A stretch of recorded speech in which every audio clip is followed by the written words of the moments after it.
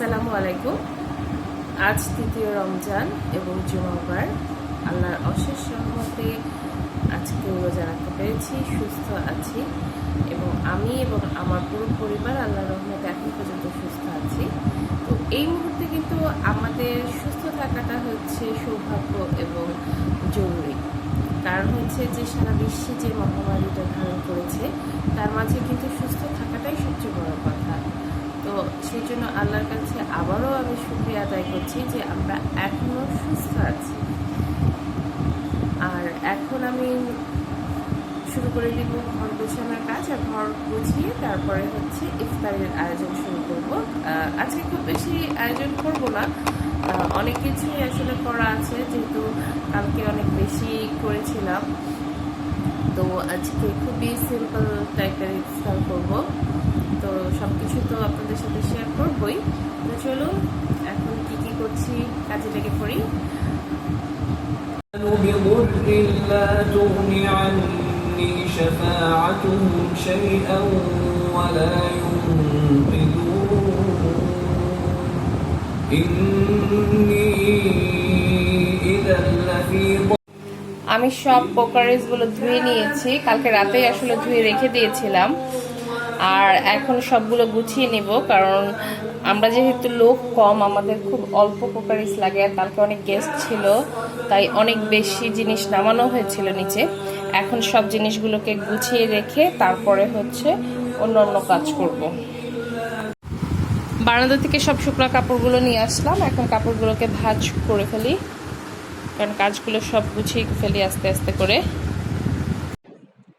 আমি সব কাপড়গুলো এখন ভাঁজ করে নিচ্ছি, ভাঁজ করে সবার ড্রয়ারে রেখে দিব। এই যে একে একে আমার জামাগুলো আগে ভাঁজ করে নিচ্ছি, এরপরে ওয়াফির বাবারটা ভাঁজ করে নিব।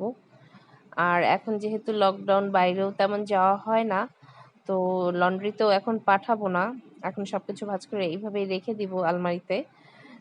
যখন লকডাউন চলে যাবে তখন লন্ড্রিতে পাঠাবো, কারণ যেহেতু এখন খুব একটা বাইরে একেবারেই বাসা থেকে বের হওয়া হয় না, সো ওরকম অ্যাভেলেবেল কাপড় চোপড়ের প্রয়োজনও নেই। তাই এখন যতগুলো কাপড় ধুচ্ছি বেশিরভাগই হচ্ছে এমনিতেই ভাঁজ করে রেখে দিচ্ছি, লন্ড্রিতে আর পাঠাচ্ছি না। সব কাপড়গুলো গুছানো শেষ, এবার যার যার ড্রয়ারে নিয়ে রেখে দিব, ব্যাস। আমাদের জানলার পাশে দুটো গাছ আছে, একটা কাঁঠাল গাছ আর একটা আম গাছ। এই যে দেখেন কি সুন্দর পাতা।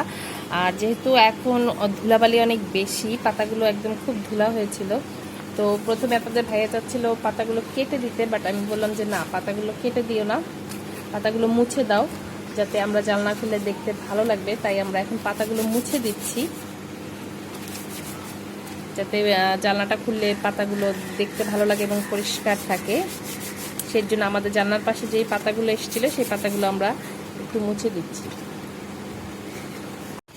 এই যে পাতাগুলো কিন্তু এখন দেখতে খুব সুন্দর লাগছে, একদম পরিষ্কার।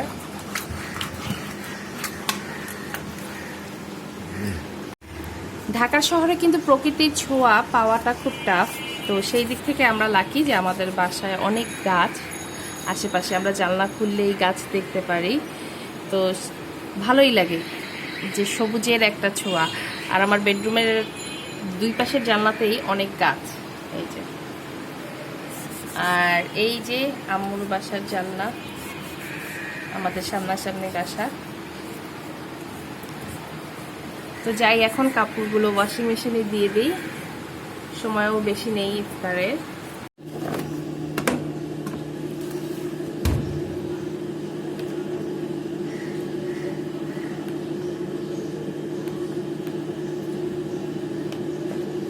আমি কুইক ওয়াশে কাপড়গুলো দিয়ে দিলাম, যেহেতু এগুলো ডেলি ওয়্যার কাপড়।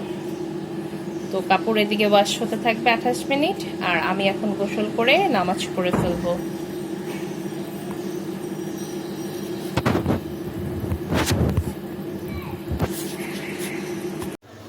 আমি এখন ফলগুলো সব কেটে নিচ্ছি ইফতারির জন্য। আগেই ফলগুলো কেটে আমি ফ্রিজে রেখে দিব, যাতে ফলগুলো ঠান্ডা হয়। আর যেহেতু প্রচণ্ড গরম বাংলাদেশে, একটু ঠান্ডা হলে ভালো লাগবে। নর্মালি এখন যেহেতু আমরা অতিরিক্ত ঠান্ডা তেমন কিছু খেতে পারছি না, সেজন্য আমরা এই ফ্রেশ ফ্রুটগুলোকে একটু ফ্রিজে রেখে ইফতারের আগে নামিয়ে নিব, তাহলে ইফতারিটা খেতে ভালো লাগবে। আর এদিকে আমি এই যে বাঙ্গিগুলো আমি ছিলে নিচ্ছি, দিলে এভাবে করে আমি পিস পিস করে কেটে এখন প্লেটে করে নেব।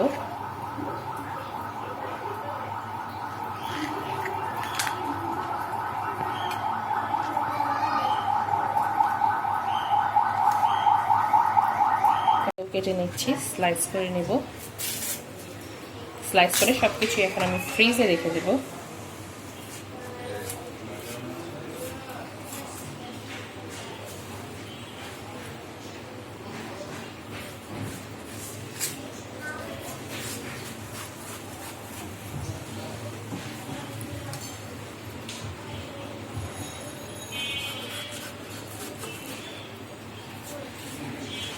তরমুজটা অনেক বড় ছিল, আর এত তরমুজ তো একবারে খাওয়া পসিবল না, এই জন্য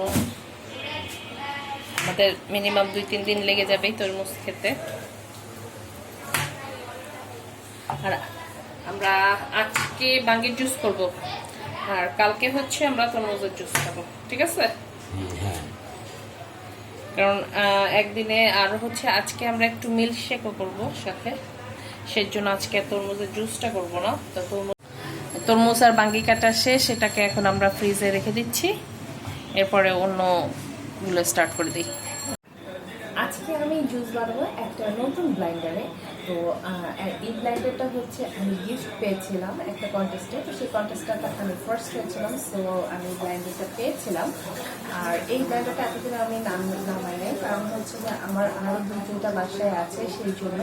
তো অনেকদিন হয়ে গেছে, তো আমি চিন্তা করলাম যে না, আজকে যখন জুস বানাবো তো আমি নতুন ব্লাইন্ডারটা ইউজ করি। তো সেই জন্য হচ্ছে আমি এটাকে আজকে খুলছি, একদম নিউ, আজকে এই মাত্র আনপ্যাক করছি। এখন পর্যন্ত আমি ওভাবে সবকিছু খুলে বের করেও দেখিনি, জাস্ট ওভাবে প্যাক করা ছিল। এখন একে একে সব বের করবো। তো এটা সম্ভবত মিক্সচার, আমার লাগছে না, আমার মেইনলি লাগবে জুসারটা ইউজ করতে হবে।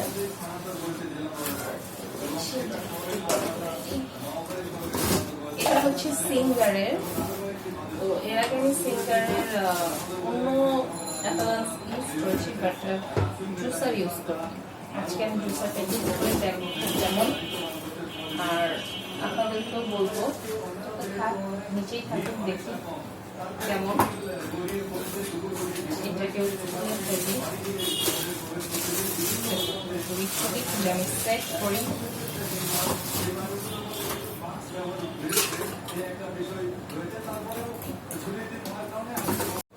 এই যে জুসারটা বের করে ফেললাম, এটাকে সরাই দেই। আজকে নতুন ব্লেন্ডারে আমরা আজকে জুস বানাচ্ছি।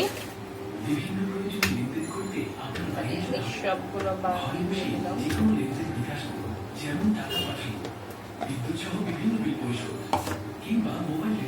আর এর ভিতরে আমি সুগার দিয়ে দেব।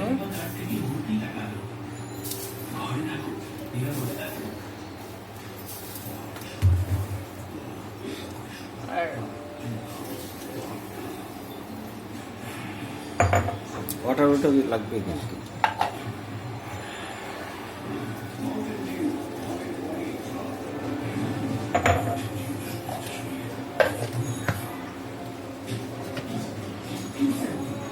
বিসমিল্লাহ।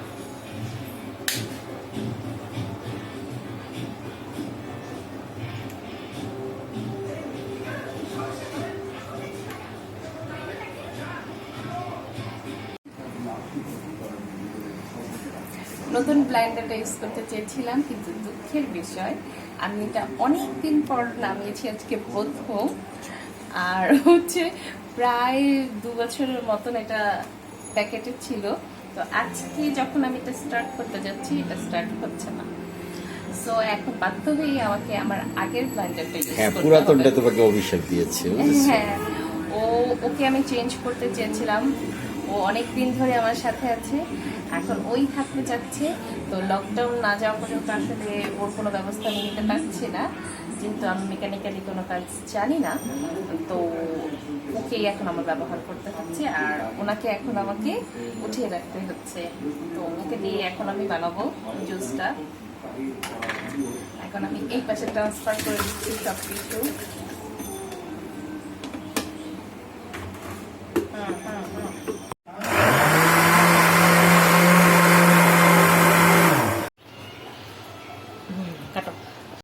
এটা কি? এটা হচ্ছে জলপাই সিদ্ধ করেছি। জলপাই সিদ্ধ করে এখন এটা থেকে বিচি আলাদা করে নিচ্ছি। কেন বলো তো, কি করবো এটা দিয়ে? কি করবা তুমি? একটা আইডিয়া বলো। জুস। ইয়েস, জলপাই জুস। হ্যাঁ, জলপাই জুস ইয়াম্মি। হ্যাঁ, আমরা আজকে অনেকগুলো হয়ে গেছে। আমরা ইনশাল্লাহ কালকে জলপাই জুস খাবো, এই জন্য আজকে সবকিছু রেডি করে রাখছি, যাতে কালকে ইফতারিতে জলপাই জুস বানাতে পারি। ওকে ওকে। আমি এখন ইফতারগুলো রেডি করার জন্য চলে আসছি। আর এই যে এখানে ছোলাটা হয়ে গেছে, ছোলা ভুনা কমপ্লিট। এখন ছোলাটাকে নামিয়ে ফেলবো, আর হচ্ছে উপরে আমি একটু বেরেস্তা দিয়ে দিব। তো আমি তেলটা অফ করে দেই। উপরে এখন একটু বেরেস্তা ছিটিয়ে দিচ্ছি। বাস, আমার ছোলাটা কমপ্লিট হয়ে গেল। এখন সমুচাগুলো একটু করে নিচ্ছি, চিকেন সমুচা ভেজে নিচ্ছি। আর এইদিকে হচ্ছে নুডলস করবো। আর তুমি কি করছো এদিকে?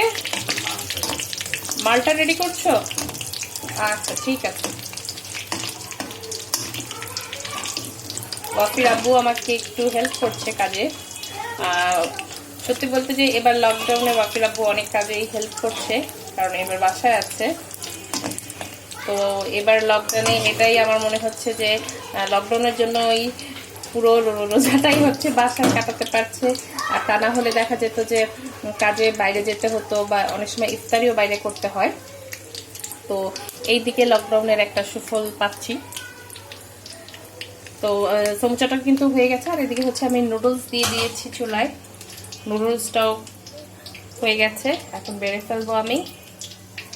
তো মোটামুটি সব ইফতারি কমপ্লিট। একটা পুরিও ভেজে নিচ্ছি জাস্ট আজকে খাওয়ার জন্য।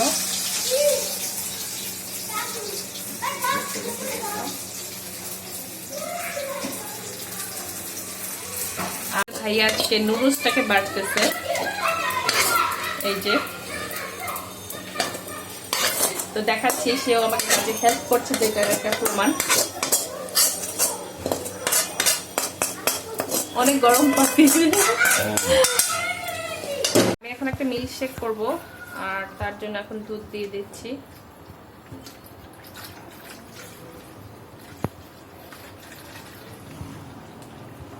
এই যে এখানে আমি 1 লিটার লিকুইড দুধ দিয়ে দিলাম। আর এর ভিতরে দিয়ে দিচ্ছি আমি হুইপ ক্রিম। এখানে আমি 3 টেবিল চামচের মতো হুইপ ক্রিম দিয়ে দিচ্ছি। আর এবার এটাকে আমি একটু এর ভিতরে এখন আরেকটু জিনিস দিতে হবে, সেটা হচ্ছে একটু আমি সুগার অ্যাড করব। এর ভিতরে আমি একটু সুগার দিয়ে দিচ্ছি, আর আমি সুগার দিব এর ভিতরে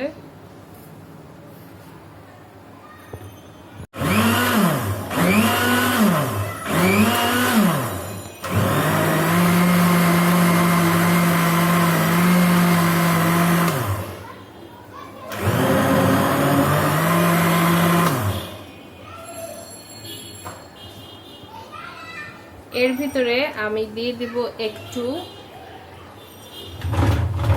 স্ট্রবেরি এসেন্স।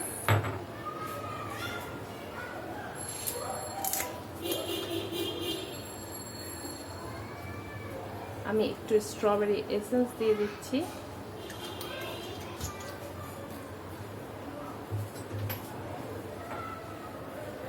আর একটু কালারের জন্য আমি একটু রেড ফুড কালারটা একটু অ্যাড করব, জাস্ট ফিউ ড্রপস, একটা লাইট একটা কালার আসার জন্য।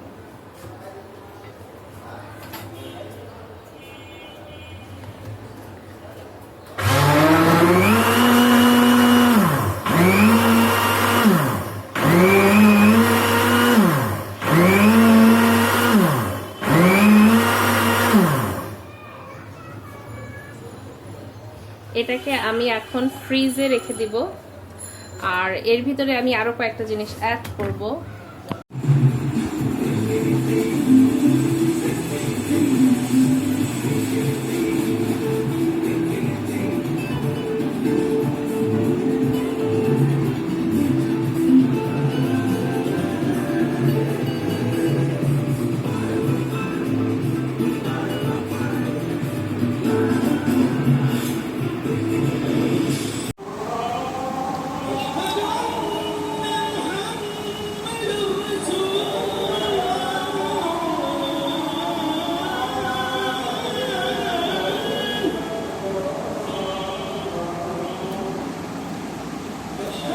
এখন বানাচ্ছি একটা স্পেশাল মিল্কশেক। এখন আমি একটু জেলও দিয়ে দিচ্ছি ফার্স্টে। এরপরে যে মিল্কশেকটা করেছিলাম স্ট্রবেরি ফ্লেভারের মিল্কশেক, সেটা এখন ঢেলে দিব।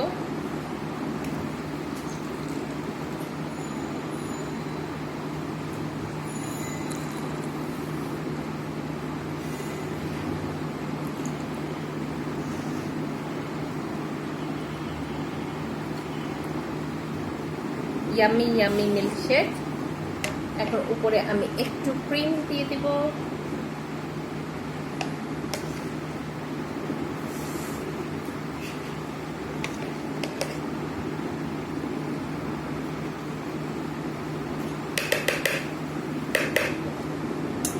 আর এবার এর উপরে একটা করে জেল দিয়ে দিব,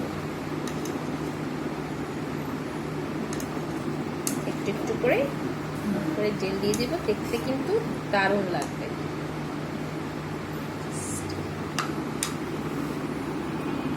এই যে দেখুন, একদম দারুণ লাগছে মিল্কশেক গুলো দেখতে। তো আজকের ব্লগ এখানেই শেষ করছি আমি। সবাই ভালো থাকবেন, সুস্থ থাকবেন এবং আমাদের জন্য দোয়া করবেন। আল্লাহ আমাদের সবাইকে নেক হায়াত দান করুক, সুস্থতা দান করুক এবং আমরা যেন সবাই এই রমজান মাসে পুরো রোজা রাখার তৌফিক দান করুক। তো সবাই দোলাস ড্রিম ওয়ার্ল্ডের সাথেই থাকবেন। আল্লাহ হাফেজ।